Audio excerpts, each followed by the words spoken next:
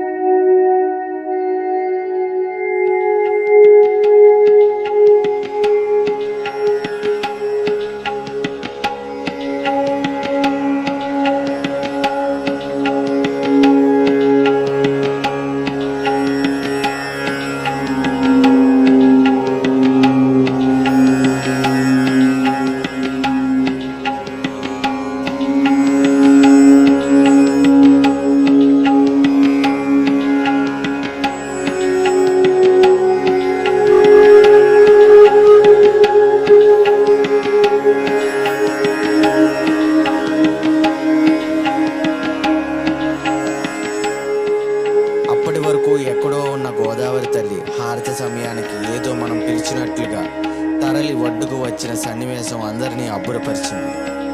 ఈ దృశ్యం చూసిన ప్రతి ఒక్కరి తనువు మనసు రెండూ పులకరించాయి.